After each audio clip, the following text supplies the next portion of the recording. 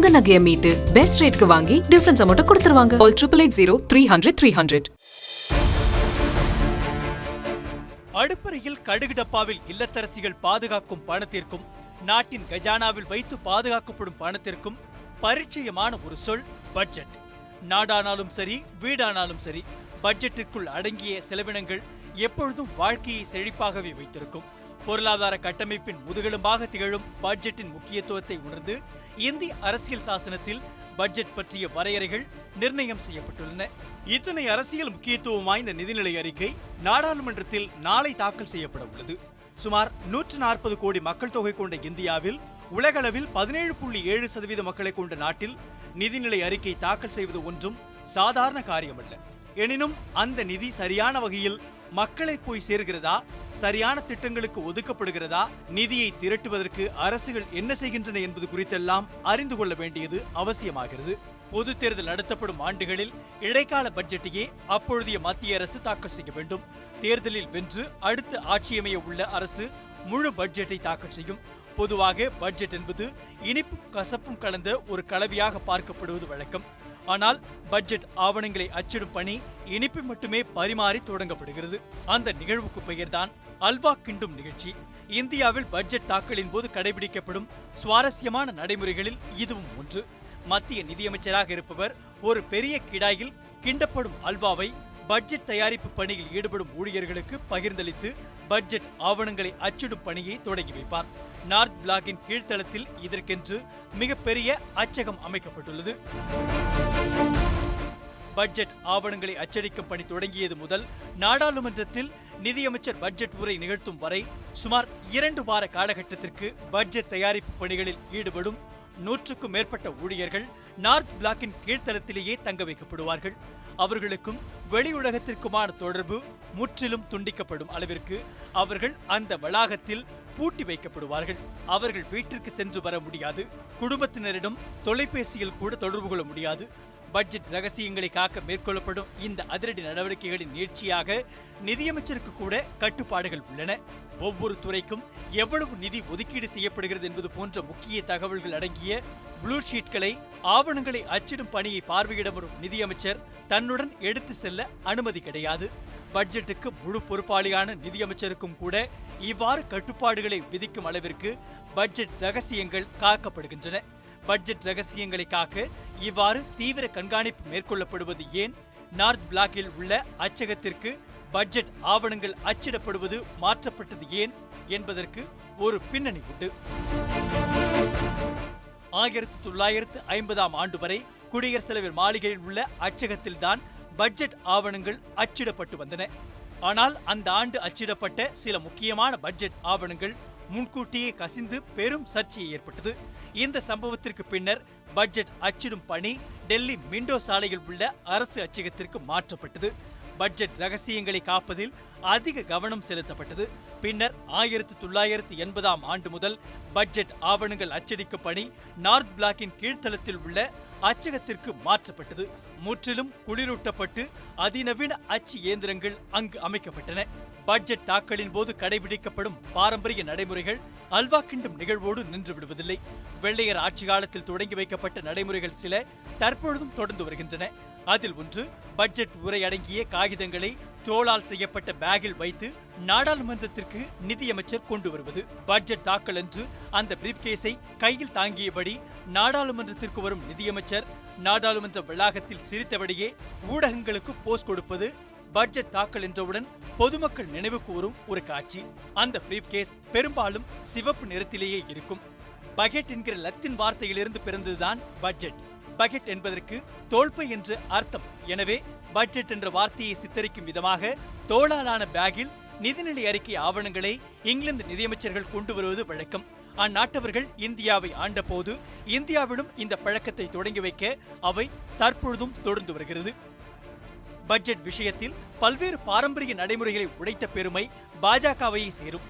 நிதிநிலை அறிக்கை பொதுவாக பிப்ரவரி மாதத்தின் கடைசி வேலை நாட்களில் தாக்கல் செய்யப்படுவது ஆங்கிலேயர் ஆட்சி காலம் முதல் கடைபிடிக்கப்பட்டு வந்த நிலையில் அதனை பிப்ரவரி 1ஆம் தேதியாக மாற்றியது பாஜக அரசுதான். கடந்த 2017ஆம் ஆண்டு முதல் பிப்ரவரி 1ஆம் தேதி அன்று மத்திய நிதிநிலை அறிக்கை தாக்கல் செய்யப்படுகிறது. இதேபோல் மாலை 5 மணிக்கு பட்ஜெட் தாக்கல் செய்வது காலனி ஆதிக்கம் முதல் தொடர்ந்து வந்த நிலையில் அதனை மாற்றி காலை 11 மணிக்கு பட்ஜெட் தாக்கல் செய்யும் நடைமுறையை கொண்டு வந்தது பாஜக அரசு. மேலும் பட்ஜெட் தாக்கல் நடைமுறையில் மிக பெரும் திருப்பம் ஒன்றும் பாஜக ஆட்சி காலத்தில் நிகழ்ந்துள்ளது. அது ரயில்வே பட்ஜெட்டை பொது பட்ஜெட்டுடன் இணைத்தது. 2017ஆம் ஆண்டு முதல் பொது பட்ஜெட்டுடன் இணைந்து ரயில்வே பட்ஜெட்டும் தாக்கல் செய்யப்படுகிறது. 1920களில் ஆங்கிலேயர் ஆட்சி காலத்தில் நாட்டின் பொருளாதார வளர்ச்சியில் ரயில்வே துறை பெரும் பங்கு வகித்தது. இதனை கருத்தில் கொண்டு 1924ஆம் ஆண்டு ரயில்வே துறைக்கென்று தனியாக பட்ஜெட் தாக்கல் செய்யும் நடைமுறை உருவாக்கப்பட்டது. காலப்போக்கில் நாட்டின் பல்வேறு துறைகளிலும் வளர்ச்சியடைந்து பொது பட்ஜெட் விஸ்வரூபம் அடைந்தது. அதை ஒப்பிடும்போது ரயில்வே பட்ஜெட் மிகவும் சுருங்கி காணப்பட்டது. எனினும் ரயில்வே துறைக்கென்று தனி பட்ஜெட் தாக்கல் செய்வது பாரம்பரிய நடைமுறையாக தொடர்ந்து வந்தது. இந்நிலையில்தான் 2016ஆம் ஆண்டு அந்த அதிரடி திருப்பம் நிகழ்ந்தது. பட்ஜெட் தாக்கல் செய்யும் நடைமுறைகளில் பல்வேறு சீர்திருத்தங்களை மேற்கொள்ள மோடி தலைமையிலான பாஜக அரசு ஆலோசித்து வந்த நிலையில் பிபேக் தோப்ரா தலைமையிலான நிதி ஆயோக் குழு ரயில்வே பட்ஜெட்டை பொது பட்ஜெட்டுடன் இணைக்க மத்திய அரசுக்கு பரிந்துரை செய்தது. ரயில்வே துறைக்கென்று தனியாக பட்ஜெட் தாக்கல் செய்த அனைத்து நாடுகளும் அதனை கைவிட்டு விட்டதாகவும் இந்தியா மட்டும் அதனை கடைபிடித்து வருவதாகவும் நிதி ஆயோக் கமிட்டி சுட்டிக்காட்டியது. பொது பட்ஜெட்டிற்கு இருப்பதை போல் ரயில்வே பட்ஜெட்டிற்கென்று அரசியல் சாசன நடைமுறைகள் இல்லை என்பது மேற்கோள் காட்டப்பட்டது. பாதுகாப்பு, சாலை, போக்குவரத்து, பெட்ரோலியம், இயற்கை எரிவாயு போன்ற துறைகள் ரயில்வே துறையை விட அதிக செலவினங்கள் கொண்டுள்ளன. அந்த துறைகளுக்கென தனி பட்ஜெட் தாக்கல் செய்யப்படாத போது ரயில்வே துறைக்கென்று ஏன் தனி பட்ஜெட் தாக்கல் செய்ய வேண்டும் என்ற கேள்வியும் எழுப்பப்பட்டது. அடுக்கடுக்கான காரணங்கள் முன்வைக்கப்பட்ட நிலையில் ரயில்வே பட்ஜெட்டை பொது பட்ஜெட்டுடன் இணைத்து 2017ஆம் ஆண்டு தாக்கல் செய்தது மோடி அரசு. ரயில்வே பட்ஜெட்டுடன் இணைந்த போது பட்ஜெட் தாக்கல் செய்த முதல் நிதியமைச்சர் என்கிற பெருமையை பெற்றிருப்பவர் அருண் ஜேட்லி. இதேபோல் நாட்டின் கடைசி ரயில்வே பட்ஜெட்டை தாக்கல் செய்தவர் என்று வரலாற்றில் நினைவு கூறப்படுவதாக உள்ளார் சுரேஷ் பிரபு. ரயில்வே துறை சுமார் 40,000 கோடி ரூபாய் நிதி பற்றாக்குறையில் தத்தளித்த நேரத்தில் மேற்கொள்ளப்பட்ட இந்த சீர்திருத்தம் அந்த துறையின் சுமையை குறைப்பது போல் அமைந்தது. பட்ஜெட் உதவிகளுக்காக மத்திய அரசுக்கு வருடாந்திரத்திற்கு தர வேண்டிய சுமார் 9,700 கோடி ரூபாய் ஈவுத்தொகை ரயில்வே துறைக்கு மிச்சமானது. ரயில்வே துறையின் மூலதன செலவு, நிதி பற்றாக்குறை போன்றவற்றை கவனிக்கும் பொறுப்பு நிதித்துறை வசம் சென்று விடுவதால் ரயில்வே துறை தனது முழு கவனத்தையும் வருவாய் ஈட்டுவது, பயணிகளின் பாதுகாப்பு மற்றும் வசதிகளை அதிகப்படுத்துவது போன்றவற்றில் செலுத்த வாய்ப்பு ஏற்பட்டது. மேலும் ரயில்வே பட்ஜெட், பொது பட்ஜெட் மசோதாக்கள் மீதான விவாதங்களை தனித்தனியே நடத்த தேவையில்லை என்பதால் நாடாளுமன்ற கூட்டத்தொடரின் நேரமும் மிச்சமானது. இந்தியாவை பொறுத்தவரை மத்திய பட்ஜெட்டுகளின் வரலாறு சுதந்திரத்திற்கு முன்பு, சுதந்திரத்திற்கு பின்பு என்று 2 பிரிவுகளாக பிரிக்கப்படுகிறது. சுதந்திரத்திற்கு முந்தைய ஆங்கிலேயர் ஆட்சி காலத்தில் நாட்டின் முதல் பட்ஜெட் 1869ஆம் ஆண்டு பிப்ரவரி 18ஆம் தேதி அப்பொழுது இந்திய வைஸ்ராயின் நிதி ஆலோசனை குழு தலைவராக இருந்த ஜேம்ஸ் வில்லியம் என்பவரால் தாக்கல் செய்யப்பட்டது. இந்திய பொருளாதாரத்தின் திருப்பு முனையாக அமைந்த 10 பட்ஜெட்டுகள் பொருளாதார வல்லுநர்களால் அடையாளம் காட்டப்படுவதுண்டு. நாடு சுதந்திரமடைந்த பின்னர் சுதந்திர இந்தியாவின் முதல் பட்ஜெட் அந்த பட்டியலில் இடம்பெற்ற நிதிநிலை அறிக்கையில் ஒன்று. அந்த பெருமைக்குரிய பட்ஜெட்டை தாக்கல் செய்த சுதந்திர இந்தியாவின் முதல் நிதியமைச்சர் R.K. சண்முகம் செட்டி. ஒரு தமிழர். கோயம்புத்தூரில் பிறந்த அவர் சென்னை சட்டக்கல்லூரியில் சட்டம் பயின்றவர். 1947ஆம் ஆண்டு நவம்பர் 26ஆம் தேதி தனது பட்ஜெட்டை நாடாளுமன்றத்தில் R.K. சண்முகம் செட்டி தாக்கல் செய்தார். நிதியமைச்சர் பதவிக்கு தேவையான நேர்மையுடனும் மனசாட்சியுடனும் அந்த பட்ஜெட்டை தாக்கல் செய்கிறேன் என்று கூறி தனது பட்ஜெட் உரையை தொடங்கிய சண்முகம் செட்டி, நாம் செய்யும் காரியங்களுக்கு நாம் தான் இனி மக்களுக்கு பதில் சொல்ல கடமைப்பட்டுள்ளோம் என்று தனது நிறைவு உரையில் குறிப்பிட்டார். புதிய வரி விதிப்புகள் இல்லாமல் அமைந்த அந்த பட்ஜெட் சுதந்திர இந்தியா அடுத்து என்ன செய்ய போகிறது என்பதற்கு அடித்தளம் ஏற்படுத்தி கொடுக்கும் பட்ஜெட்டாக அமைந்தது. 1950ஆம் ஆண்டு C.T. தேஷ்முக் தாக்கல் செய்த பட்ஜெட் இந்தியாவின் வேளாண் புரட்சிக்கு வித்திட்ட பட்ஜெட் ஆகும். இந்த பட்ஜெட்டில் நாட்டின் உணவு உற்பத்தியை அதிகரிக்க பல்வேறு திட்டங்கள் முன்மொழியப்பட்டன. பிரதமர் நேருவின் ஆலோசனைப்படி சிறந்த நீர்ப்பாசன திட்டங்கள் மூலம் வேளாண்மையில் அதிக லாபத்தை ஈட்டும் வகையில் 1950ஆம் ஆண்டு நிதிநிலை அறிக்கையில் அறிவிப்புகள் இடம்பெற்றிருந்தன. உணவை மேலும் அதிகரிக்கும் திட்டமானது பொருளாதார வளர்ச்சியில் குறுகிய கால அடிப்படையில் தேவைகளை பூர்த்தி செய்ய உதவியது. இந்தியா குடியரசான பிறகு தாக்கல் செய்யப்பட்ட முதல் பட்ஜெட்டும் நாட்டின் பொருளாதார வளர்ச்சியில் முக்கிய அங்கம் வகித்தது. குடியரசு இந்தியாவின் முதல் பட்ஜெட்டை தாக்கல் செய்த நிதியமைச்சர் ஜான் மாதாய் பல்வேறு துறைகளில் நாட்டின் வளர்ச்சியை முன்னெடுத்து செல்வதில் முக்கிய பங்கு வகிக்கும் திட்ட கமிஷன் அமைப்பதற்கு அடித்தளம் அமைத்துக் கொடுத்தது அந்த பட்ஜெட். 1968ஆம் ஆண்டு இந்திரா காந்தி ஆட்சி காலத்தில் துணை பிரதமராகவும் நிதியமைச்சராகவும் இருந்த மொரார்ஜி தேசாய் தாக்கல் செய்த பட்ஜெட் மக்கள் பட்ஜெட் என்று பாராட்டுதலை பெற்றது. பல்வேறு வரி சீர்திருத்தங்கள் இந்த பட்ஜெட்டில் அறிவிக்கப்பட்டது. கலால் வரித்துறை அதிகாரிகள் தொழிற்சாலைக்கு சென்று முத்திரையிட்டு உற்பத்தியை அதிகரிக்கும் முறை இந்த பட்ஜெட்டில் ஒழிக்கப்பட்டது. இந்த நடைமுறை அதிகாரிகள் லஞ்சம் வாங்குவதை கட்டுப்படுத்தியதுடன் தொழில்துறை வளர்ச்சிக்கும் உதவியதாக பாராட்டுகள் பெற்றது. கணவன் மனைவி இருவரும் வருமான வரி கட்டினால் அவர்களில் ஒருவருக்கு படி வழங்கும் முறையும் இந்த பட்ஜெட்டில் ஒழிக்கப்பட்டது. திருமண உறவுகளிலேயே சிக்கல் ஏற்படுவதை தவிர்க்கவே இந்த நடைமுறை திரும்ப பெறப்பட்டதாக மொரார்ஜி தேசாய் விளக்கமளித்தார். மொரார்ஜி தேசாய் பதவி விலகிய பின்னர் நிதியமைச்சர் இலாகாவை தானே கவனித்துக் கொண்ட பிரதமர் இந்திரா காந்தி 1970ஆம் ஆண்டு தனது பட்ஜெட்டை நாடாளுமன்றத்தில் தாக்கல் செய்தார். இந்திய பட்ஜெட் வரலாற்றில் பெண் ஒருவர் தாக்கல் செய்த முதல் பட்ஜெட் என்கிற பெருமை அந்த பட்ஜெட்டுக்கு கிடைத்தது. அந்த பட்ஜெட்டில் வறுமை ஒழிப்பு திட்டங்களுக்கு அதிக முக்கியத்துவம் கொடுக்கப்பட்டு அதற்காக சிறப்பு திட்டங்கள் அறிமுகப்படுத்தப்பட்டன. 1973ஆம் ஆண்டு நிதியமைச்சர் பதவி வகித்த யஷ்வந்த்ராவ் பி சவான் தாக்கல் செய்த நிதிநிலை அறிக்கை இந்திய வரலாற்றில் இன்றளவும் கருப்பு பட்ஜெட் என்று அழைக்கப்படுகிறது. காரணம், அப்பொழுது நாட்டின் நிதி பற்றாக்குறை மிக அதிகமாக 550 கோடி ரூபாயாக இருந்தது. பொது காப்பீட்டு நிறுவனங்கள், நிலக்கரி சுரங்கங்கள் போன்றவற்றை தேசியமயமாக்குவதற்காக அதிக நிதி பட்ஜெட்டில் ஒதுக்கப்பட்டது. வரி சீர்திருத்தத்தில் மற்றொரு முக்கிய திருப்பமாக அமைந்தது 1986ஆம் ஆண்டு ராஜீவ்காந்தி ஆட்சியில் நிதியமைச்சர் வி.பி. சிங் தாக்கல் செய்த நிதிநிலை அறிக்கை. தொழில் தொடங்க அனுமதி பெறுவதில் இருந்த கட்டுப்பாடுகளை தளர்த்த அடித்தளம் போடப்பட்டது இந்த பட்ஜெட்டில்தான். மறைமுக வரி விதிப்பில் வி.பி. சிங் கொண்டு வந்த சீர்திருத்தங்கள் தற்போதுள்ள ஜிஎஸ்டி வரி விதிப்பு முறைக்கு அன்றே அஸ்திவாரமிட்டது. அதிகாரியாக இருந்து எதிர்பாராத விதமாக அரசியல்வாதியாக மாறிய மன்மோகன் சிங் 1991ஆம் ஆண்டு தாக்கல் செய்த நிதிநிலை அறிக்கை இந்திய பொருளாதார கட்டமைப்பையே புரட்டி போடும் அளவிற்கு மிக பெரும் சீர்திருத்த நடவடிக்கையாக அமைந்தது. தாராளமயமாக்கல் இந்திய பொருளாதார புரட்சி என ஒரு பக்கம் பாராட்டுகள் குவிந்தாலும் மறுபுறம் இடதுசாரிகள் உள்ளிட்ட எதிர்க்கட்சிகள் இந்த திட்டத்தை கடுமையாக எதிர்த்தன.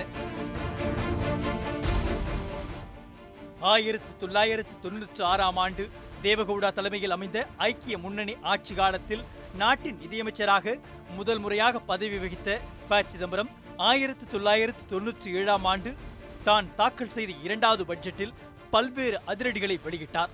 தனிநபர் வருமான வரி விகிதத்தை குறைத்தது, நிறுவனங்களுக்கான வரியை குறைத்தது, முந்தைய ஆண்டுகளில் செலுத்திய குறைந்தபட்ச மாற்று வரியை பிந்தைய ஆண்டுகளுக்கும் பயன்படுத்த அனுமதித்தது போன்ற முக்கிய அறிவிப்புகள் இந்த பட்ஜெட்டில் இடம்பெற்றிருந்தன. கருப்பு பணத்தை வெளியே கொண்டு வர தானாக முன்வந்து அதனை அறிவிக்கும் திட்டத்தையும் பட்ஜெட்டில் இடம்பெற செய்தார் சிதம்பரம். எந்த நேரத்திலும் கவிழலாம் என்ற அரசியல் சூழலில் நடந்து வந்த ஒரு பலவீனமான அரசிடமிருந்து இவ்வளவு துணிச்சலான அறிவிப்புகள் வந்தது பொருளாதார வல்லுநர்களிடையேயும் அரசியல் நோக்கர்களிடையேயும் வியப்பை ஏற்படுத்தியது. இதனால் இந்த நிதிநிலை அறிக்கை கனவு பட்ஜெட் என்று சிதம்பரத்திற்கு பல்வேறு தரப்பிடமிருந்தும் பாராட்டுகளை பெற்றிருந்தது. பிரதமர் வாஜ்பாய் தலைமையில் இரண்டாவது முறையாக மத்தியில் பாஜக ஆட்சி மலர்ந்த போது 2000ஆம் ஆண்டில் அப்பொழுதைய நிதியமைச்சர் யஷ்வந்த் சின்ஹா தாக்கல் செய்த பட்ஜெட் இந்திய தகவல் தொழில்நுட்பத்துறை வரலாற்றில் ஒரு முக்கிய அங்கமாக பார்க்கப்படுகிறது. கம்ப்யூட்டர்கள், அதன் உதிரிபாகங்கள் உற்பத்திக்கென்று வரியை குறைத்தது முதல் மென்பொருள் ஏற்றுமதியை ஊக்குவிக்க மேற்கொள்ளப்பட்ட அறிவிப்புகள் வரை இந்தியாவை தகவல் தொழில்நுட்ப மையமாக மாற்ற வகை செய்யும் பல்வேறு அறிவிப்புகள் யஷ்வந்த் சின்ஹாவின் நிதிநிலை அறிக்கையில் இடம்பெற்றிருந்தன. புதிய நூற்றாண்டு தகவல் தொழில்நுட்பத்தையே மையப்படுத்தியதை என்பதை உணர்த்துவதைப் போல் அமைந்த மிலேனியம் பட்ஜெட் என்றும் கொண்டாடப்பட்டது. வரி விதிப்பு முறையை முற்றிலும் மாற்றியமைக்கும் வகையில் கடந்த 2017ஆம் ஆண்டு ஜூலை 1ஆம் தேதி சரக்கு மற்றும் சேவை வரி திட்டத்தை மோடி அரசு அறிமுகப்படுத்தியது. எனவே கடந்த 2018ஆம் ஆண்டில் நிதியமைச்சர் அருண் ஜேட்லி தாக்கல் செய்த நிதிநிலை அறிக்கையும் பட்ஜெட் வரலாற்றில் ஒரு தடமாக பதிந்துள்ளது. பட்ஜெட் உரைகளில் நீளமும் ஒவ்வொரு காலகட்டத்திற்கு ஏற்ப மாறி அமைந்துள்ளது. சுதந்திர இந்தியாவில் முதல் பட்ஜெட்டில் ஆர்.கே. சண்முகம் செட்டி வாசித்தது வெறும் 33 பத்திகள் மட்டுமே. ஆனால் காலம் செல்ல செல்ல பட்ஜெட் உரைகளின் நீளமும் நீண்டு கொண்டே வருகின்றது. 2014ஆம் ஆண்டு அருண்ஜேட்லி தாக்கல் செய்த பட்ஜெட் உரையில் மொத்தம் 253 பத்திகள் இருந்தன. பிரணாப் முகர்ஜி குடியரசுத் தலைவர் தேர்தலில் போட்டியிடுவதற்காக நிதியமைச்சர் பதவியிலிருந்து விலகுவதற்கு முன்பாக 2012ஆம் ஆண்டு தாக்கல் செய்த பட்ஜெட்டே அவரின் கடைசி நிதிநிலை அறிக்கை. மொத்தம் 220 பத்திகள் அதில் இடம்பெற்றிருந்தன. எனினும் பட்ஜெட் உரைகளில் சராசரி நீளம் அடிப்படையில் 202 பத்திகளுடன் பிரணாப் முகர்ஜி முதலிடத்திலும் 190 பத்திகளுடன் அருண்ஜேட்லி 2வது இடத்திலும் உள்ளார். நீளமான பட்ஜெட்டை வாசித்ததில் 3வது இடத்தில் இருப்பவர் ப. சிதம்பரம். அவரது பட்ஜெட் உரைகளில் சராசரி நீளம் 173 பத்திகள் ஆகும். இந்த பட்ஜெட்டில் 4வது இடத்தில் யஷ்வந்த் சின்ஹாவும் 5வது இடத்தில் மன்மோகன் சிங்கும் உள்ளனர். மத்தியில் 2019ஆம் ஆண்டு மோடி தலைமையிலான அரசு 2வது முறையாக ஆட்சியில் அமர்ந்ததை அடுத்து அதன் முதல் பட்ஜெட்டை நிதியமைச்சர் நிர்மலா சீதாராமன் தாக்கல் செய்தார். 2 மணி நேரம் 15 நிமிடங்கள் உரையாற்றினார். ஆனால் 2020ஆம் ஆண்டு அவர் தாக்கல் செய்த பட்ஜெட் இந்தியாவிலேயே அதிக நேரம் தாக்கல் செய்யப்பட்ட பட்ஜெட்டாக அமைந்தது. 2 மணி நேரம் 45 நிமிடங்களில் பட்ஜெட் தாக்கல் செய்தார். 2021ஆம் ஆண்டுக்கான பட்ஜெட்டையும் நிர்மலா சீதாராமன் தாக்கல் செய்ய உள்ளார். இந்தியாவின் பொருளாதார வளர்ச்சியையும் வடிவத்தையும் கட்டமைப்பதில் பட்ஜெட்டின் போது எடுக்கப்படும் முடிவுகள் முக்கிய காரணிகளாக அமைவதால் தேர்தல் முடிவுகளுக்கு அடுத்தபடியாக மக்களின் கவனம் அதிகளவு பட்ஜெட் தாக்கலில் குவிகிறது. அரசின் வருவாயை மக்களின் சேவை திட்டங்களுக்காக பகிர்ந்தளிப்பது பட்ஜெட் தான். சமுதாயத்தில் ஏற்றத்தாழ்வுகளை களைவதிலும் ஒரு சக்தி வாய்ந்த சாதனமாக இருக்கும் மத்திய பட்ஜெட் பாரபட்சங்கள் அற்றதாக நாட்டின் பொருளாதார வளங்களை எல்லா தரப்பினருக்கும் சரிசமமாக பிரித்து கொடுப்பதாக அமைய வேண்டும் என்பதே அனைவரின் விருப்பம். நியூஸ் 7 தமிழ் தொலைக்காட்சியை டாக் TV, SCB, TCCL, VK digital, Aadhaar, Jack TV, Akshaya digital ஆகிய கேபிள் கனெக்ஷன்களிலும், Airtel, Tata Sky, Sun Direct ஆகிய DTHகள் உட்பட அனைத்து முன்னணி கேபிள் கனெக்ஷன்களிலும் காணலாம்.